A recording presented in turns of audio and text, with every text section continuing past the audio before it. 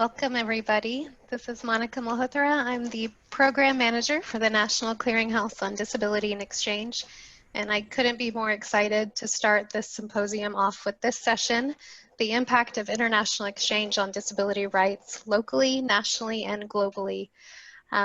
We have, let me just see here, as we celebrate the 30th anniversary of the Americans with Disabilities Act, it's so important now that we reflect and recognize how international exchange has and can play an integral role in the disability rights movement globally. We have such an incredible panel today, and there's no way I can do it justice with introduction, so we'll get started, and I want the panelists to introduce themselves and as well to let you know their connection with disability rights and international exchange. Judy, do you want to go ahead and start? Hello, everybody. Thank you, Monica and Cindy, and Mayusa for the great work that you do and the opportunity for us all to present together. My name is Judy Heimmann. I'm a disability rights activist. I formerly worked at the State Department in the Obama administration for about 7 years, and prior to that, I'd worked at the World Bank. And I had polio in 1949, and I used a motorized wheelchair. And today I'm sitting in the foyer of our apartment in Washington, DC, and I have a floral blouse on, and I'm wearing purple and teal earrings, and we have different kinds of photos and sketches of family members in the foyer, just so you get a sense of the environment. Exchanges, I think, are very important. And I've been involved in various forms of exchanges for decades, many of which in the beginning were informal. So when I started working I grew up in Brooklyn, New York. And when I moved to California and started working with an organization called the Center for Independent Living, which was the first CIL in the world, it was becoming an organization that disabled people, both in the United States and around the world, were very interested in. And so we really began to set up an informal exchange program where people would come and visit CIL and learn about what it is that we were doing. Over the years, I guess like in the mid-1970s, the State Department, which has done exchanges for decades and decades, began to include some disabled individuals in the visits that they were supporting people to come to the United States and learn about. They were not necessarily an exchange. So someone from the US didn't go back over to the other country.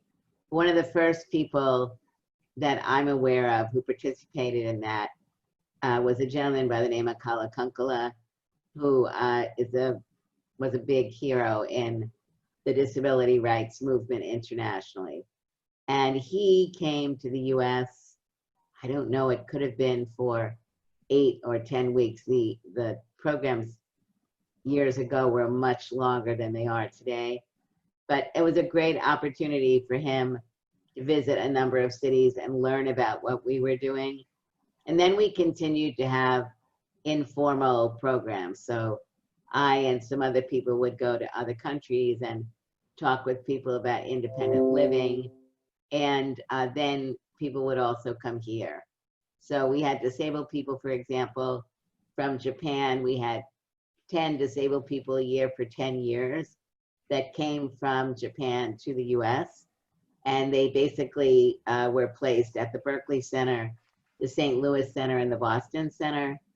And then we had even more informal, where there were Germans who came over, and we set up programs for them to spend time on their own dime to learn about independent living. And I would say that one of the big reasons why we have seen the development of collaboration across continents in the area of independent living was definitely because of the value of exchanges.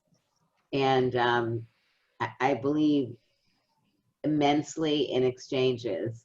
The ability to have money to support the exchanges is very valuable, and I look forward to this discussion today. So we can talk more about the value of the exchanges. But me,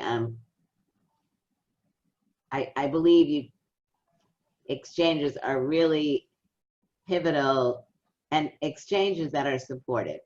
So I think one of the important things that's going on is agencies that are supporting exchanges, also understanding that some disabled individuals need supports or accommodations, and that if those accommodations are not provided, it adversely affects people who are qualified for the exchanges from participating.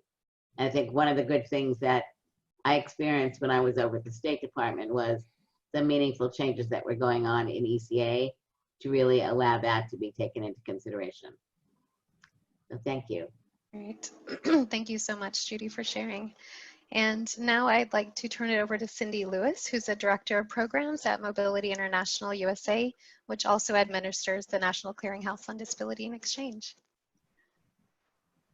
Oh, you're on mute, Cindy. It's got to happen once. Knew I was going to do that. This is Cindy Lewis, and as Monica said, I'm Mobility International USA's Director of Programs. And I'm going to say MIUSA from now on, rather than Mobility International USA. I'm sitting in a very plain room. I'm a skinny white woman with a very plain blue blouse, so nowhere near as exciting and interesting as Judy's background. I'm actually here kind of sitting in for our founder and director, Susan Siegel. And I wanted to let you know Susan sends her great regrets and her huge support for this event. She wanted to be here but was not able to be here. So I want to just start my introduction. I'm sure Susan wouldn't mind if I share a little bit of her story about how MIUSA was started. So Susan herself is a wheelchair user. She had a spinal cord injury when she was just barely a teenager and college student. And she won a scholarship as a wheelchair riding college student. She won a scholarship, a Rotary scholarship, to go to Australia to study in a university for a whole year. And she was very excited, and of course she was going to go. And when Susan tells this story, she always says that the thing that really convinced her to give it a try is that that announcement said somewhere there in the small print, people with disabilities are encouraged to apply. So Susan applied, she was accepted, she went to Australia, and she's had a great year, a million adventures, traveled all over the place, including with friends who also used wheelchairs. You could read her book and find out about it. But she had a great year. But two things came to her during that year. One was, where are all the international exchange students with disabilities? She was the only international exchange student with a disability at her university. And she was very surprised and concerned about that. Where is everybody?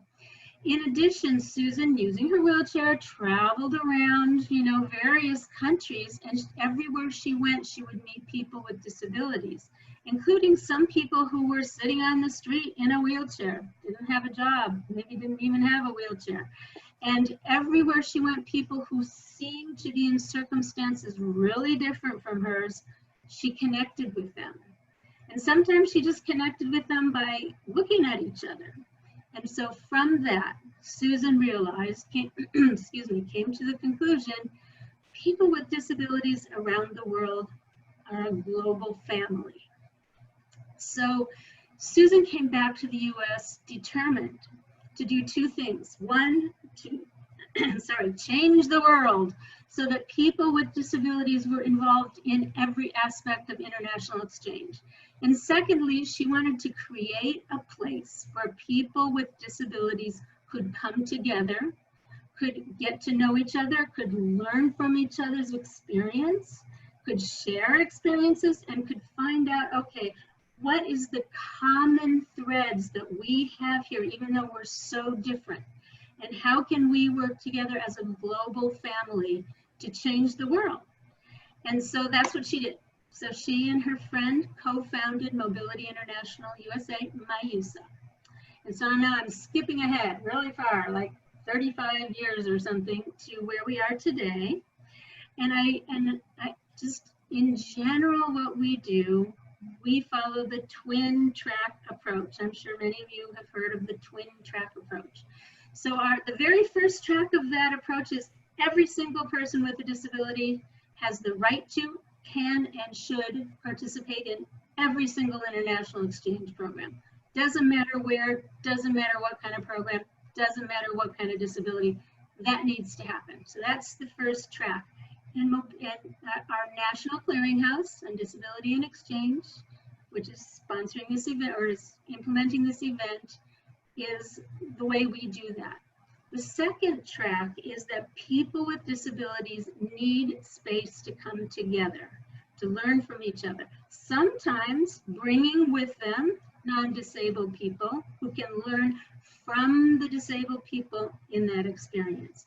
And so MyUSA also coordinates our own international exchange programs where sometimes, many times, people with disabilities from one country or many other countries come to the US and meet people with disabilities in the US. Sometimes we'll send a group from the US, people with disabilities, people with and without disabilities, to another country. And the purpose of those exchanges are always to make the movement of people with disabilities stronger. So we believe in both. We believe in every program, every opportunity needs to include people with disabilities, and people with disabilities need to come together. And then my very last point is, from the very beginning of MyUSA, the Department of State has been our partner. So the Department of State sponsored our very first exchange program way back in the 80s. And since then, the Department of State, and I'm just going to name a few, Department of State sponsors the National Clearinghouse on Disability and Exchange. The Department of State has sponsored MyUSA to work with Flex and YES students, so a big international exchange program sponsored by the Department of State. MyUSA meets with, works with, and supports the students with disabilities who are part of those programs. The Department of State has sponsored some amazing exchanges, and I'm only talking about the disability-specific exchanges. For example, women with disabilities, exchange with Jordan, the country of Jordan, exchange with the country of Pakistan. The Department of State has and still does support some great Sports United programs, and MyUSA has led many of those programs. And then finally, one really great program was called the Empower program. That's a good name. Actually, Department of State chose that name. And that was an amazing program where people from disability organizations in 19 countries partnered with. Each of those organizations had a partner organization here in the US. And so 2 organizations from each country came to the US, worked with their partner. Their partner from the US went to their country, and together they worked on a project in all different sectors, all different fields. And again, that was a vision of the Department of State. I think maybe actually Judy had a bit to do with that. But that was that was just an example of the way the Department of State has very much supported and been connected to MyUSA. So that is my introduction, and thank you very much for having me. Great. Oh, Judy, you're on mute. So Susan also started an organization in Berkeley, I believe, Cindy, before she went to Australia. But you can correct me on that, called Bort. Yeah, called Bort, the Berkeley Outreach Recreational Program. And the reason why I mention it is, as you can see from hear from what Cindy was saying, Susan is an outdoor person. And so she also very much wanted to make sure that disabled individuals could have the right to be able to participate in all kinds of physical activities. So Bort started, and Bort still exists today in Berkeley, and I think that's another amazing legacy that Susan has created that still exists, and given everything going on over the last number of decades, that's a mouthful to say that it's still a very viable organization. Thank you for that, Judy. Yeah, thank you both, Cindy and Judy. And now I'd like to invite Sara Monkara to introduce herself. And Sara is the founder of the Empowerment Through Integration project. And so I'd love to hear more about you and your experiences and ETI. Awesome. Thank you, Monica and Cindy and Mayusa, and I'm excited to be with you all here today. I guess I'll do the same thing. I'm wearing a navy blue shirt and a navy blue headscarf with other colors on it, which I really don't know what they are. But anyways, and I'm in my bedroom. I think in the background you see my closet doors and my wall, so very boring, nothing exciting. So I guess I'll tell you guys a little bit about myself and how I've been involved in exchange programs, both on a personal level through my college and grad school life, and then also both professionally from an individual level and organizational level. So I was born and raised here in, born in DC, raised in Boston, and I became blind at age 7. I lived a very much integrated life in my town here in Hingham, Mass, went to the public school systems, etc. My parents are Lebanese, so from the get-go of our, the beginning of when we were born, we used to actually go to Lebanon every single summer to visit extended family. And I think that instilled the kind of this whole passion about the international community, just being able to go to Lebanon every single summer and seeing a different world and a different community. Then in college, I actually had both beautiful positive experiences and also one challenging experience. I'll start with the challenging. I actually got accepted to Cambridge University to study abroad there, and I was really excited. I went there. My parents went to help me set up and everything, but 2 weeks in, there were accommodations were not being met and all that kind of stuff, and we pushed and pushed, and after 2 weeks my parents were like, you're going home. And I remember going home, and I was really I felt like I failed, or or I gave up too soon, or I wish I was able to do it. Now I think if I did this again nowadays, I would have probably been able to advocate a bit more. But on the other hand, I had really positive experience of exchange. I did the World Youth Congress, where I went to Turkey. I did the UNESCO Youth Forum. I did the Clinton Global Initiative University, so many different programs where I went to different parts of the world and met other young, amazing activists and advocates and entrepreneurs. And I think for me, it was twofold process. One is I learned so much from people coming from different backgrounds, and on the other hand, I brought forward the disability perspective, which in most spaces were not thought of. And I think it's like, oh, this young blind woman, oh, disability, oh, we never thought of this. And I think that in itself started the conversation surrounding disability, started the conversation that when we're talking about health or equity, education, climate change, we need to be thinking about disability.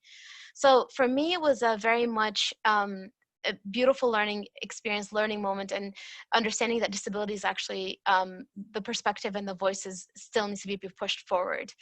But because of this kind of experience, I actually was inspired to start a nonprofit organization, which is known as Empowerment Through Integration, which grew into becoming an international nonprofit organization that focused on disability inclusion.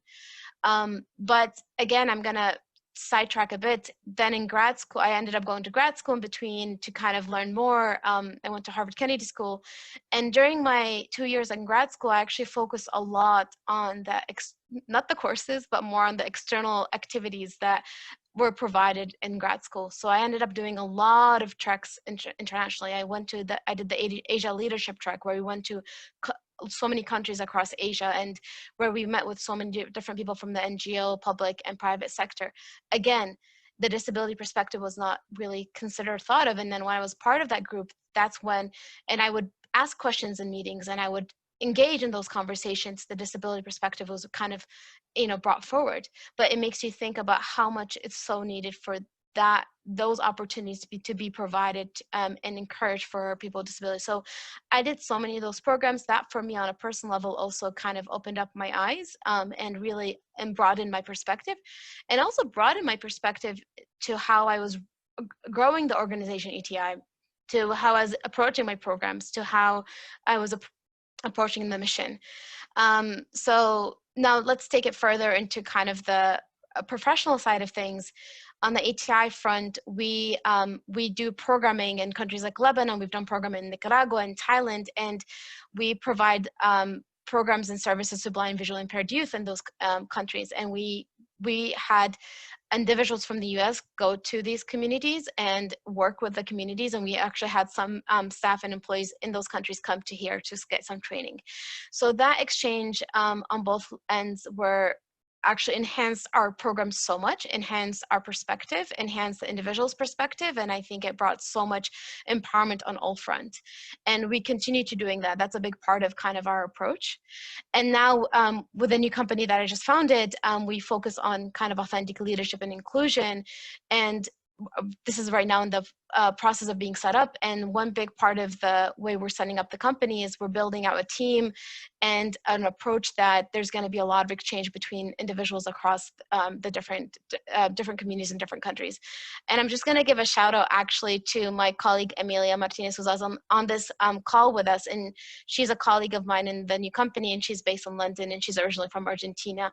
So we're very much you know, this whole exchange on all fronts really, for us and for me on a personal level, really enhances my perspective. One last thing is I'm also part of the speaking bureau at the State Department, where you know, I go to different countries, and with the State Department, they set up kind of different trainings and speaking sessions that I do with different communities and organizations and entities. I've done in Kyrgyzstan and in Rwanda and all these different places. And I think those have really allowed me to learn so much. And also it's allowed this whole disability perspective to be brought forward in different spaces that wouldn't have done otherwise. So yes, that's what I have to say. Thank you. Great. Thank you much, Sarah. I feel like I'm going to want personal one-on-one Zooms with everybody, along with all the attendees, just to learn more from everybody. David, now I'd love to have you do your introduction, who's also a alumni of the State Department sponsored International Visitor Leadership Program, and he's also the Executive Director for the Center for Citizens with Disabilities in Nigeria. Welcome, David. Thank you so much. I'm so excited to be in your midst. I'm an amputee, so a double amputee. I'm staying in the room with a white background. I'm wearing a native Accra material in Africa. That's what we use in our native place. That's what I'm wearing.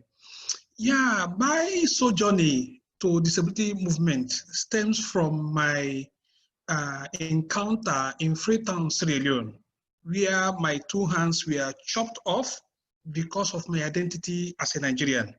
The Nigerian government was in Freetown, Sierra Leone to engage in peacekeeping operation. I was a businessman in that country. The rebels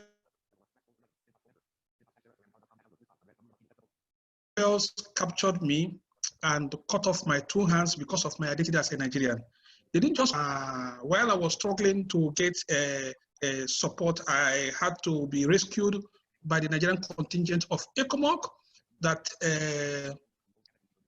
took me and evacuated me to the hospital. I was given first aid.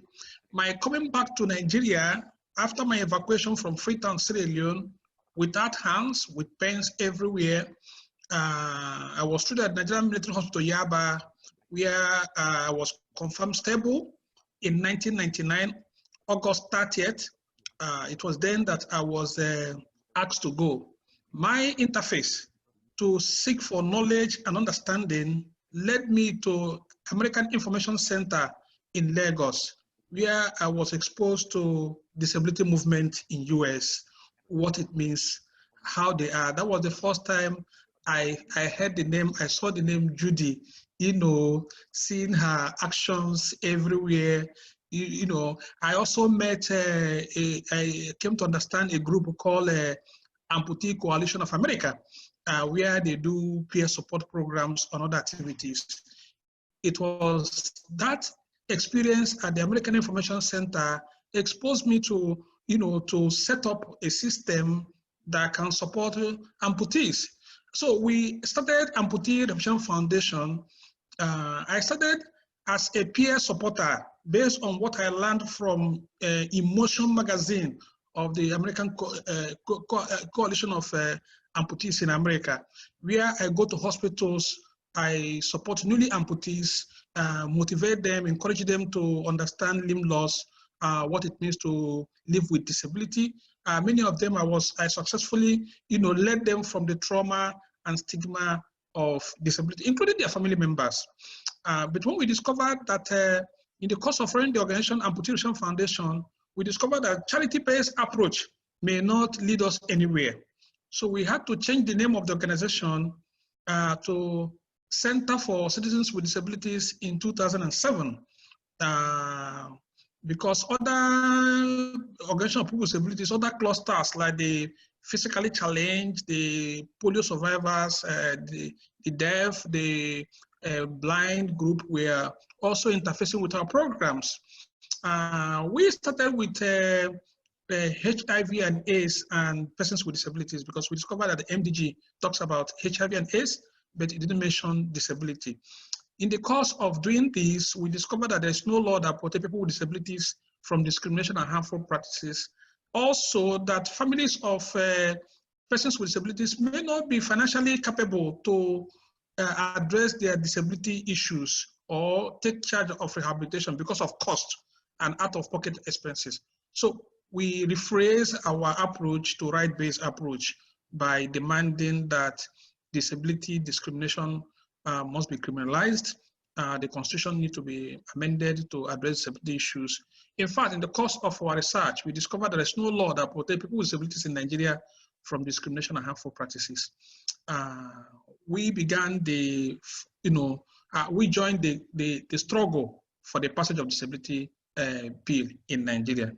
In 2014, we got support from Open Society Initiative for West Africa, an arm of Open Society Foundation, which supported us to engage in the campaign to secure a law that protects people with disabilities in Nigeria from discrimination and harmful practices. 2014 up to 2015, we succeeded in getting the parliament pass it into law. Unfortunately, we were denied assent by the then President Goodluck Jonathan. In 2015, 2016, we continued. It was in this process that I was identified by the American mission in Nigeria, and I was able to share with them some of the work we are doing. I was nominated to come for International Visitors Leadership Program. That was my first exchange program in my life. That was my first time of visiting the United States of America. That was the first time I traveled with my wife to a far country in search of knowledge, best practices on how to lead disability issues. I was privileged to be in the team that focused on healthcare services and marginalized population. I traversed from Washington, D.C. to New York, to Florida, to Georgia. I visited Reno, Nevada, where I met disability groups, in particular, Nevada Disability Law Center, that focuses on protecting the rights of people with disabilities, led by Mr.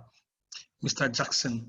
I was also privileged to interface with University of Nevada Disability Center, where I was also led how the system support people with disabilities in the university.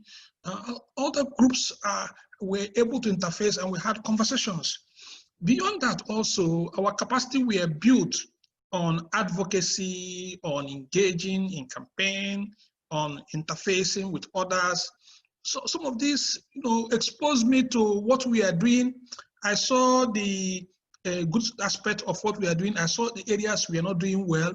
I was able to, to renew my strength, to renew my courage, to see that if Americans can do it, and we can equally draw courage and support from their knowledge and experiences to go back home and redesign our intervention in this regard.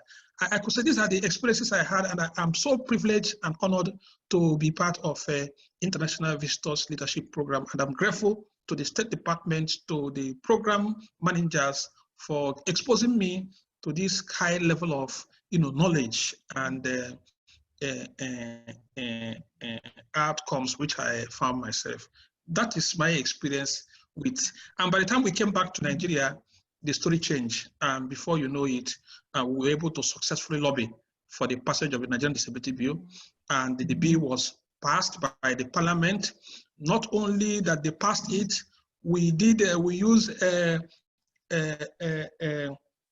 good troublemaking approach, to engage our parliament. We mobilized in the streets of Abuja to shut down the entrance of our parliament, to demand that actions must be concluded on the bill. And within the 7 days ultimatum which we gave to the parliament, and they were able to secure it. By the time the presidents and others who wanted to contest for election were able to also to block the president and demand that the bill signed. And within days after we made that demand, the law was signed on the 17th of January 2019. This stems from this exposure. This stems from what I saw in US. This stems from the work and the standard you have already set for all to see. I'm excited to be a beneficiary of this program. Thank you so much. David, can I ask you a question? That was great. This is Judy. Do you have any footage? Were there any films taken of the demonstrations that you had in Nigeria? Yes, I have. I can forward it to you. We have a 15-minute video on how we took over from beginning to the end. I have the video. 15 minutes, we just did it. I can forward it. Though we are working on it, it's still very rough, but I can share the rough version to you. Okay, or when you're finished, but I'm glad. That would be great. I'd love to see it. Thank you. Yeah. Thank you so much, Mark.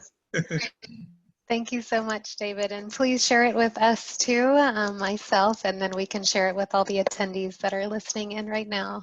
I'm sure they'd want to see it. I've turned my video off just to be able to have the panelists more on screen and the interpreter.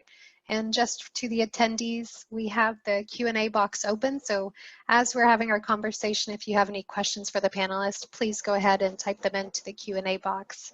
And I wanted to go ahead and get started with more of our Q&A format. And just listening to those introductions, my strategy to let you into it for coordinating our panelists was really, Judy, from this really broad level and as a disability activist globally, to kind of share more broadly what this impact is with international exchange as a vehicle for disability rights.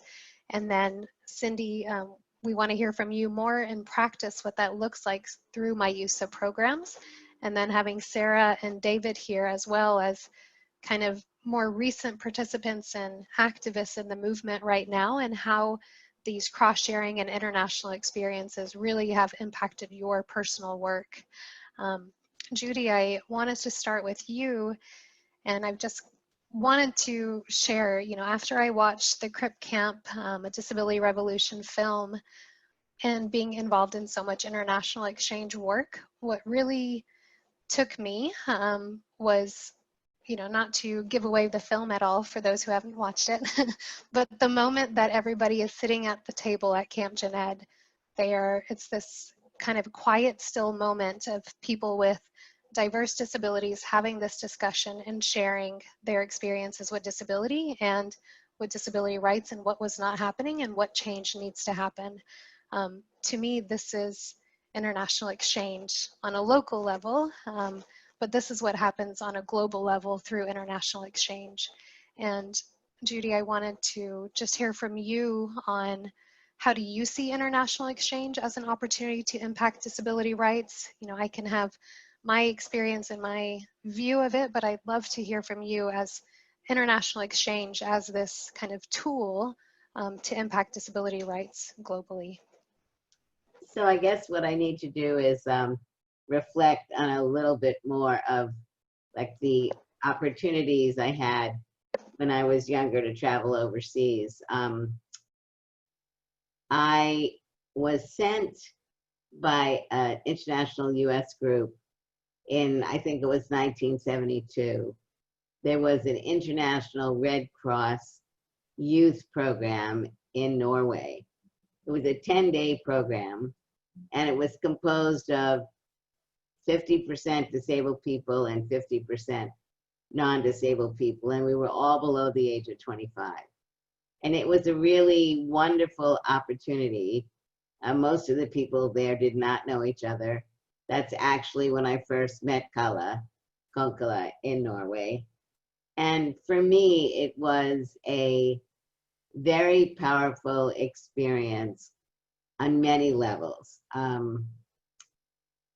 I had previously been to Germany as a tourist with the Paralympics in Germany and not as a participant. And that group had also gone to Sweden, to Stockholm, and you could visit sports programs or learn about public policy. So in Sweden, I had spent time learning about public policy, and it was very important for me because that's when I learned about things like national health insurance. My parents were from Germany. They came over when they were teenagers, and I remember my mother talking about health insurance in Germany where everybody had health insurance. But of course, that was and is still not something we have here. So when I went to Sweden, and in Germany, and then when I was in Norway, I really have always been very interested in learning more deeply about what is going on in a country. What is going on, not just in the area of disability, but what are some of the major policies and practices that exist? And that was really the formative work that I was learning about for a number of years. And it really made me recognize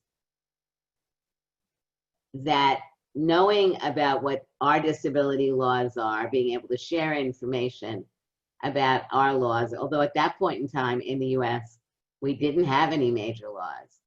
This is when we were beginning to really think about and learn about the civil rights movement in the US. And so all this sharing of information really was very helpful. And so I really believe that one of the valuable things about exchange programs is really to try to dig more deeply, not just into the immediate area that you may be going over to learn about, in this case, disability, but really to learn more about broader policies. For me, you know, when I look at the US and I look at other countries, I feel like our civil rights laws are in many ways stronger than most countries, and our enforcement provisions and our ability to, when a law is being violated, to be able to ensure corrective action, and in some cases, being able to go to court and get financial remedies. Not in all cases, but that's what exchanges for me have been. It's really an opportunity to learn what other people are experiencing in other countries, to share information about what we've done here, not just in disability, but our broader movement, and really to look at this as an opportunity to become global citizens. Because if we're really going to have, for me, a meaningful exchange, we want to learn, we want to be able to share what we're doing, but we really also want to be able to take the valuable knowledge and experience we have, either to help strengthen what's going on in this case in our country, but also I think what I've found really valuable is to allow non-disabled people who may be working in like the State Department or other agencies to understand the value of coming to the United States, for example, and really learn in a more practical way what it's like to live in a community where buses are accessible, where trains are accessible, where there are curb cuts, where there's sign language, where there's captioning, the different ways that people can live in the community, and to talk to people about what their aspirations are, and to share and really be able to build a stronger bond. Great. Thank you so much, Judy. And I think that does influence so many international participants with disabilities that come to participate in any type of international exchange program in the US, and exactly aspirations for their country when they return home, experiencing accessible transportation, media, and whatever all the different types of accommodations and access they have in the US. Thank you. And Cindy, I want to pass it to you. Mobility International USA, our mission is to advance disability rights and leadership globally, and uses international exchange as this tool and this vehicle for those activities, if it's exchange programs, trainings. And I wanted to kind of have you share more about what that looks like with MyUSA programs. So kind of giving examples of the history of our programs and why MyUSA uses this tool of international exchange to advance disability rights globally. Okay, great, thank you. And I'll keep my eye on the clock. I'm looking at the questions that are coming into the chat box, and I want to answer the last one first because it's my favorite. Question to MyUSA: is there any plan to conduct the program called Empower again? If yes, when? Thanks. We would love to conduct that program again. It was a really powerful program. So we don't have any plans right now, but if anybody has any ideas, we would love to partner up with you, because that was a program that had a lot of impact. A couple of the other questions in the box, we talk about I'm blind or I have a disability and people don't treat me well. People treat me negatively. I don't have the same opportunities. So using that, I want to talk about how we do, MyUSA does use international exchange. And as Judy mentioned, one of the most important things that we address with our exchange programs is that we recognize that sometimes people cannot dream what you have not experienced. So you can hear that there are, accessible buses. You can hear that there are communities where you can go out in the streets just like everybody else and go shopping and go to school. But until you've experienced it, maybe you really cannot get that feeling inside of you, which is the feeling of you have the right to that. You have the right to everything. And so the same right as everybody else. And so I think that is one of the things that we do use international exchange for.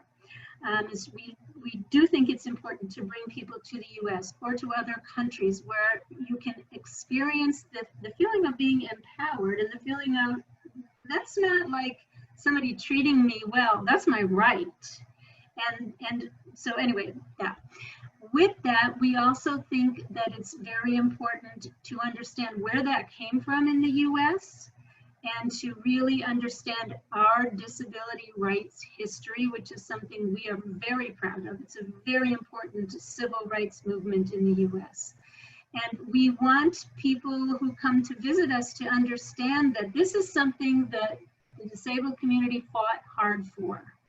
And that what came out of this, one of the important things that came out of this movement was a law. And here's what the law says. And during our exchange programs, we don't, talk in great detail, but we talk about the principles of the Americans with Disabilities Act and the principles of some of our other legislation. And then we create a space where people can think about what they've learned of the US experience and translate that to their experience in their country, and to consider, okay, those are the principles that worked in the US, and equally important, those are the things that did not work in the US, mistakes they made in the US that we don't want to repeat, and can take those experiences and those inner experiences and take them back to your country and then share those. We also know that there are people all over the world. There are disability rights movements in every single country around the world. Sometimes they may not be, you know, in the news. Sometimes it may not be easy to find them, but it is happening. And as David described, that has happened in Nigeria. So we also think that it's very important, and this is another thing we use international exchange for, is to learn from each other. What worked in Nigeria? What's the struggle in Nigeria? What's working in Armenia? What's the struggle in Armenia? So that's another thing that we use our international exchange for. We like to also, and it's sort of addressing the question of, but what if, you know, just how can I get the courage to go out when I'm treated negatively? How can I get the courage, as Sara described and as David described, to advocate for myself? And again, we believe that a really important way for you to get that courage and for you to know how to advocate for yourself is to meet other disabled people. And sometimes you're meeting other disabled people who are themselves already empowered and have, you know, can act as a role model for you.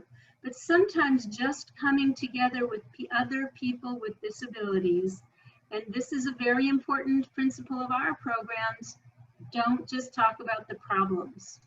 So this is another thing that my USA really believes very strongly, is that you can come to the US, we can all get together, we're going to talk about the problems for 5 minutes, there they are. Do we agree that's the problem? Okay, what are we going to do about it? And so same thing when you're in your country and trying to figure out, how am I going to gather that strength? What we hear again and again from people with disabilities is that they go home, sometimes from our programs, sometimes from other things. They go home and they get together with other people, disabled people, just getting together with other disabled people, saying, okay, here are the problems, set it aside, what are we going to do about it? And to also see other disabled people who are out and about, who, you know, oh, well, they're treated negatively. Oh, well, they're going about their lives. So that's another thing that we've heard many, many times. And that is something that we use as an important principle for our exchange programs. So I think I will just stop there, except to say, again, circling back to what Susan started out with, is the community of the global community of people with disabilities, and the allies and support and, you know, friends of people with disabilities is a global community. Let's find each other, and international exchange is a really important way to find each other. That's it. Thank you so much, Cindy, and for including a lot of those principles of my USA too. That's really important. And Sara, I wanted to come back to you and learn more about how those international experiences and programs you spoke about and cross-sharing with different cultures and communities really influence the work that you do today. What skills or benefits did that provide you, and how is that integrated into your work? And if you don't mind, one of the questions here is for Sara. And I just wanted you to hear it, Sara, and then you could probably integrate it. Sara, I'm a master's student of applied linguistics. I'm doing well in my studies, and I'm the only blind girl who studies in a master's in my country. But sometimes we face people who behave negatively with us, which ruins our dreams and attempts. Thank you, Judy. I'll answer that question first, and then I'll weave your question, Monica, into that as well. So yes, so there's two aspects to this question, right? There's the technical, and there's also kind of the I don't know what to call it, like emotional adaptive mindset kind of aspect. I majored actually in math in undergrad, and I was the first blind student at Wellesley to study math. And there was actually I had professors discouraging me from being in their classes, and it was, but to Cindy's points and to Judy's points, and you know, there's it's so important for on one hand to know your rights. What is your rights? And how do you make sure you advocate for your rights? But it's not easy. It's emotionally tiring, to be honest. You feel like, you know, you're always fighting. And I think on one hand, first, don't let people's perceptions ever to really impact how you see your own value and your own potential. And that's a work in progress. That's not easy. That's not a switch of a button, because sometimes you feel like it might influence how you see yourself. But for me, what's really helped is actually allyship, and then also mentorship. And actually, Judy is one of my mentors. I met her when I was 19 years old, and until now, she's a mentor of mine. And I think finding people who can be mentors and advisors, they can be people with disabilities, they can be people without disabilities, but having that sense of support and empowerment goes farther than you could ever imagine. And you feel like you have allyship and you have their people to kind of support you through that process, because it can feel lonely. So there's that aspect of, how do you make sure you believe in yourself and you continue, and you don't let anyone dictate what you think your potential is? And on the other hand, there's the technical. Is a university providing access? If not, how do you advocate? How do you understand your right? How do you make sure they are providing access? How do you mobilize towards that, right? So those are two different things. Ultimately, I always say that for me, I remember my classmates used to come to me after, you know, a period of time in college, and they would say, Sarah, I love taking math classes with you because the professor teaches much better in those classes. And I realized at that point that the inclusion of all is a value for all, and that the fact that the professor had to be a better teacher because he had a blind student, my classmate benefited. And when I understood that point, I think that allowed me to see my disability in a different way. See my disability, it's not like I'm asking for help because, you know, I need help or that's the right thing to do, but to see the fact that I'm in that class, I'm also bringing value to everyone else. And I think when you shift that mindset, for me, when I shifted that mindset, that brought so much freedom and so much peace to my own kind of how I'm perceiving things and how I'm perceiving my disability and asking for my accommodation. So I hope that helped with that question. And to Monica's question, yeah, I mean, it influenced so much the exchange opportunities. I mean, through my work and through kind of college and grad school, I've been to over 33 countries. And it really broadened my perspective when I started implementing and designing programs for my nonprofit and for my current company. Because as Judy said, when you go to different countries, you see on the ground how things are done in different ways. And there's things that there's a lot of things you can learn from, and there's a lot of things you can actually bring back to your own programming. And for me, there isn't always one right way to do things. And I love this concept of positive deviation, and also design thinking innovation. Those two things really make you understand that you go to a certain remote village, let's say in Lebanon, and you see how a teacher is actually trying to teach a blind student through really minimal resources. But they're doing it, and they're doing it successfully because they believe in the importance of this, right? And they're finding low-cost materials to actually find ways to teach that student math. There's so much to learn from that, and there's so much to learn from both the approach and the technicality of that. So for me, when I've traveled the world, I've learned so much in terms of how people have been finding amazing innovative solution, understanding also how marginalization has been, how it manifests in different ways in different cultures, but there's so much similarities. But ultimately for me, I learned this whole concept of what does true value mean when it comes to disability, and I continue learning. And for me, like what's really important is that there isn't one way to do things. So I hope that helps and answers the question.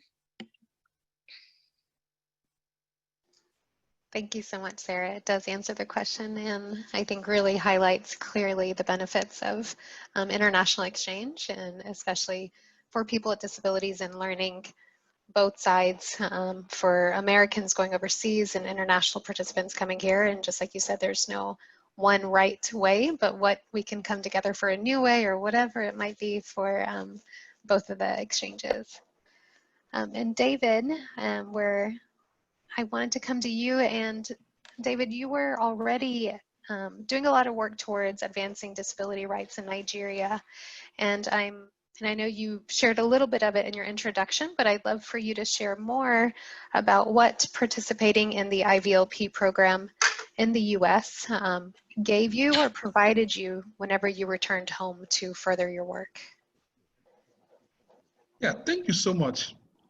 As I said earlier, it was uncommon opportunity to be part of that program, which helped me to develop a better insight to the struggle, the disability struggle in Nigeria, the struggle to conquer, barriers that hinders us from participating on equal basis with others. Yeah. So that program, opened my eyes to see more how people are treated, how valuable, societies, governments, institutions prioritize disability issues. It was encouraging for me. That was one of the first thing I gained from that program.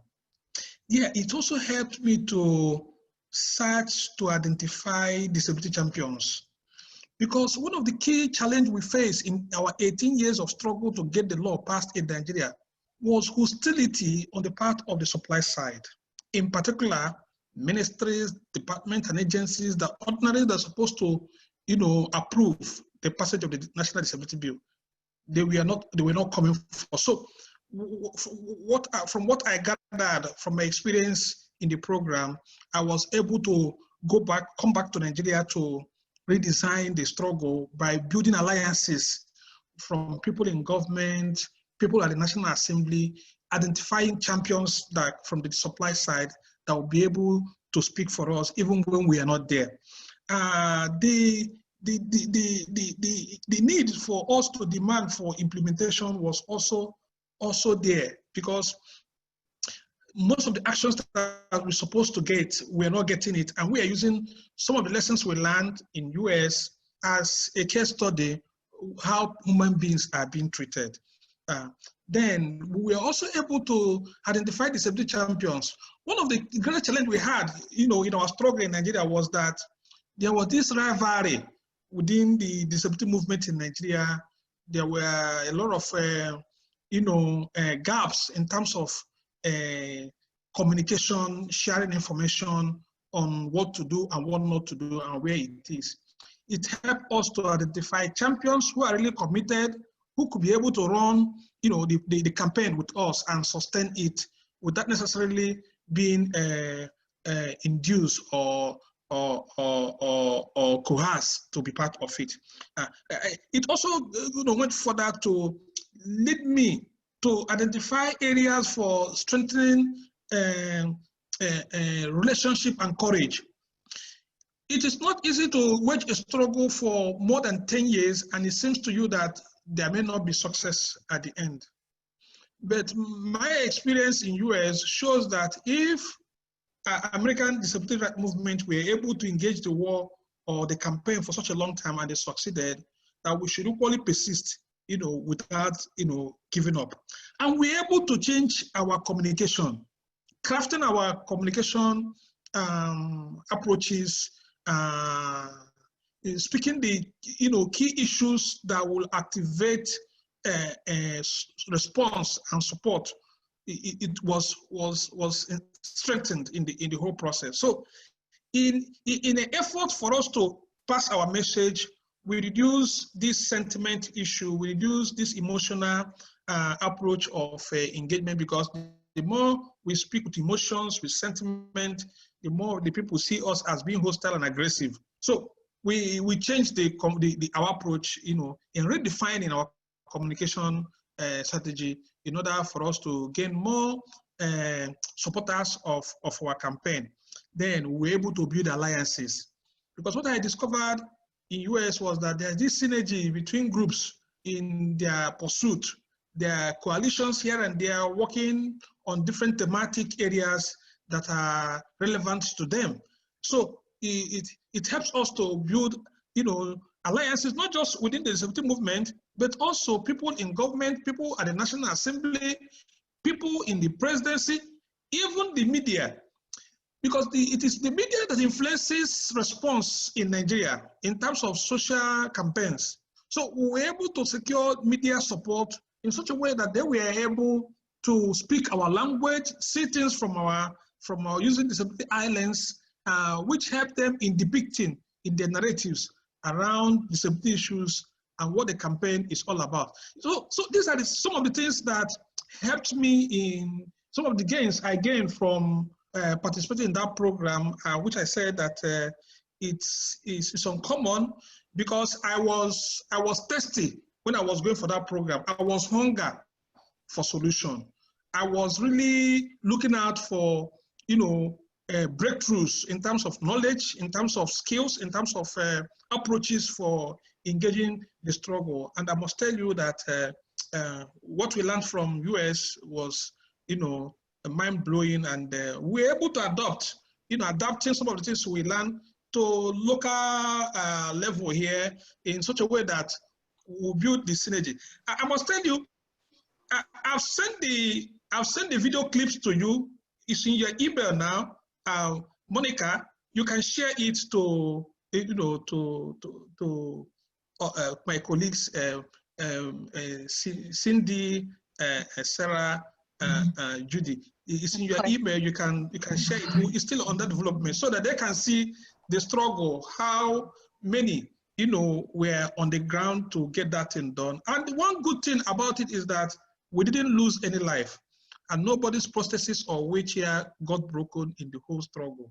Till today, we are all here and seeing the gains that we made. Because at a stage, one of the state actors told me that, assuming in the course of making good trouble on our way to campaign for the passage of that law, that if they've seen anyone injured or anyone suffered any form of injury, that they will get us all arrested. But we managed it very well, that there was no any injury on part of any of the participants that joined throughout the campaign, even when we are making the trouble. Congratulations, David. That sounds amazing. Yes. Thank you so much, David, for sharing. And I can definitely confirm you have many supporters and allies with you, because once we confirmed you as a speaker, our registrants from Nigeria increased significantly. And Monica, just to let you know, Sara is trying to reconnect. Yep. Thank you, Judy.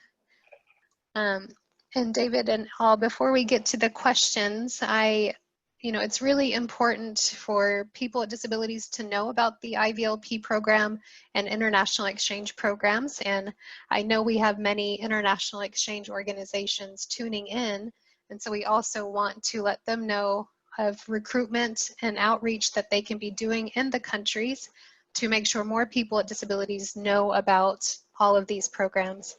So David, how did you learn about the IVLP program?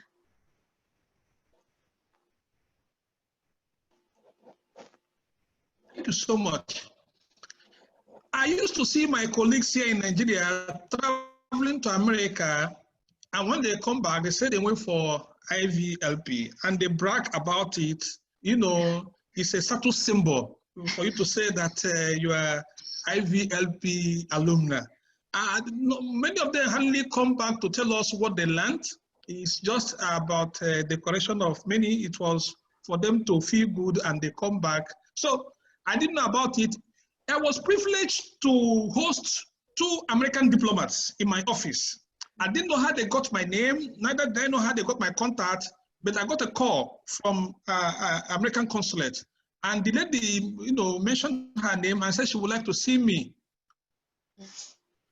I sent our address to her, and she came. She came alone.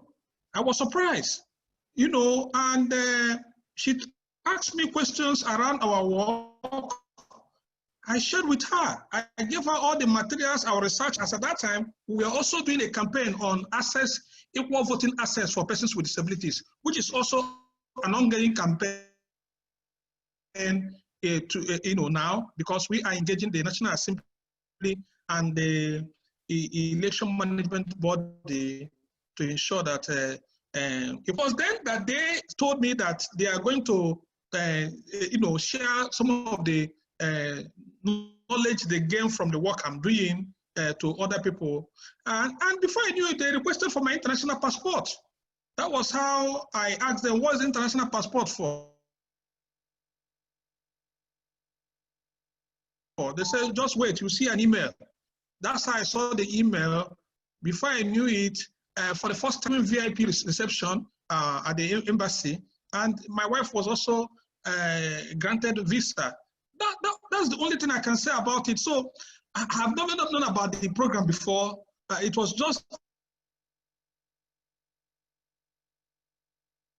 that visit that changed my knowledge and understanding about how I visit the American Information Center in Lagos.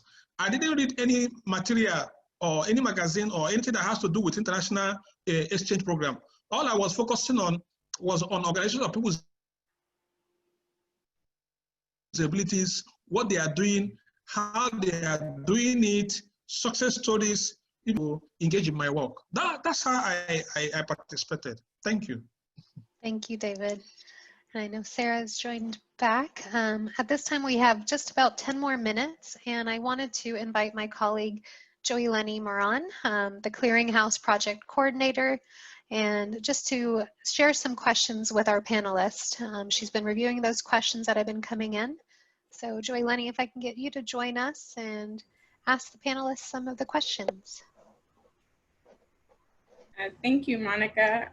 First, I'm an Afro-Latina. I'm wearing my curly hair. I have big glasses, and I'm wearing a navy vest with a colorful shirt inside. Thank you, all of the panelists, for this wonderful conversation. We've had a lot of wonderful questions coming in, as I'm sure you've been able to see.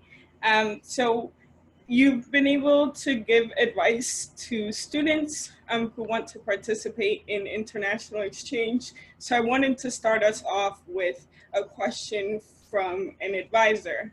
And she says, what do you think are the most important things for education abroad advisors to take into account when supporting students with disabilities in studying abroad? So if anyone is welcome to start.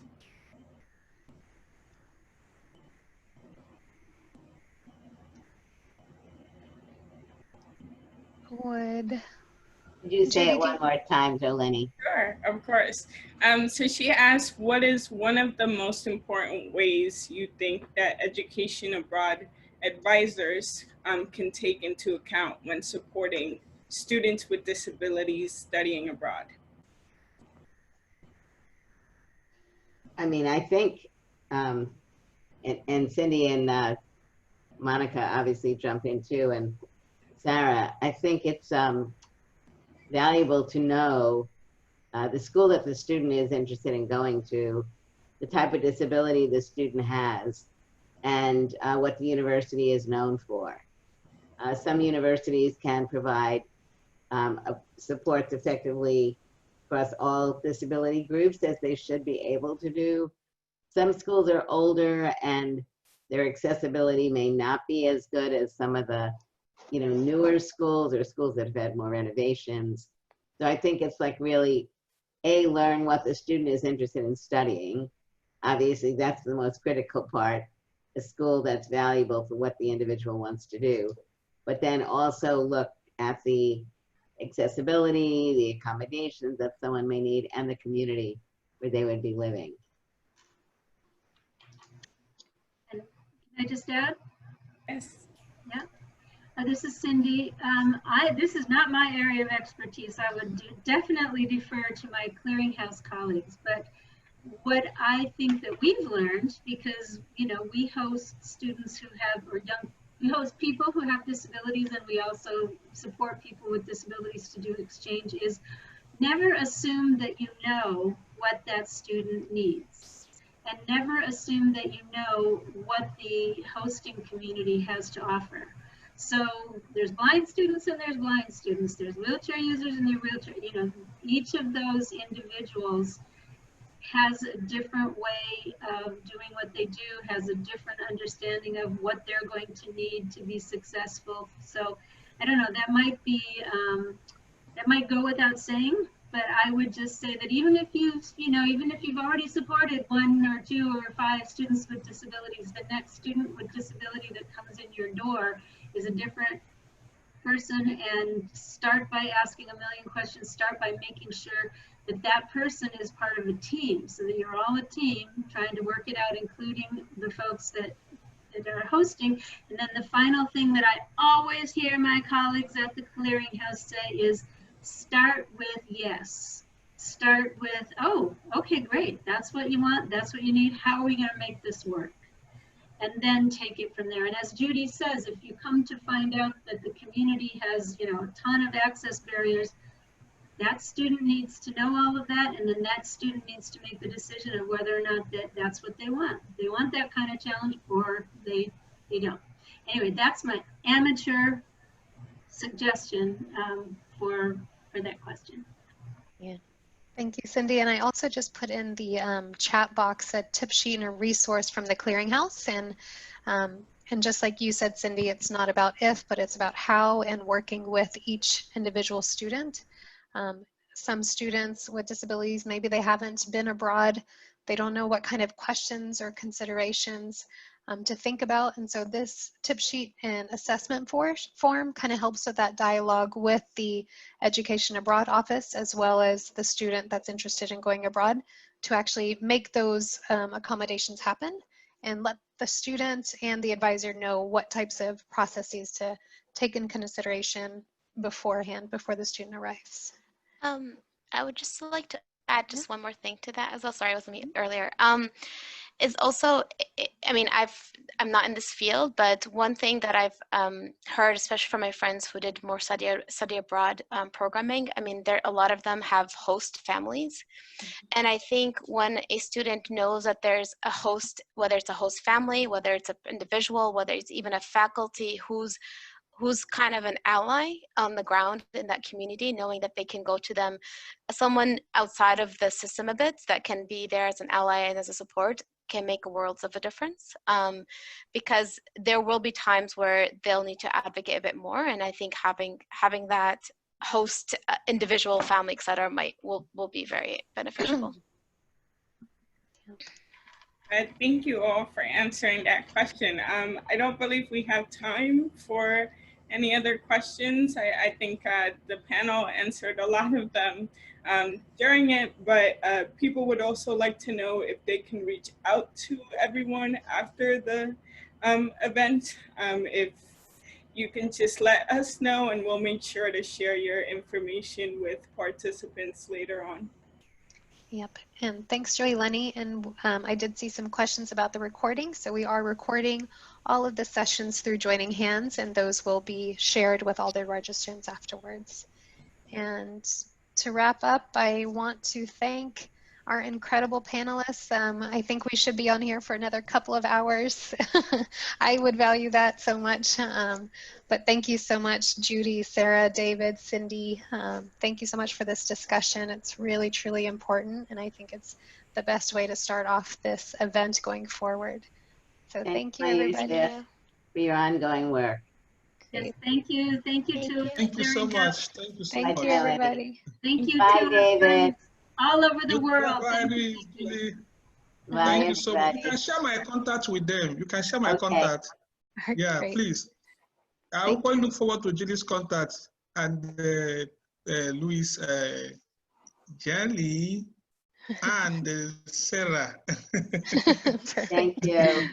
Thank you. you. Bye, Bye, guys. everybody. Bye. Bye. Bye-bye, everyone.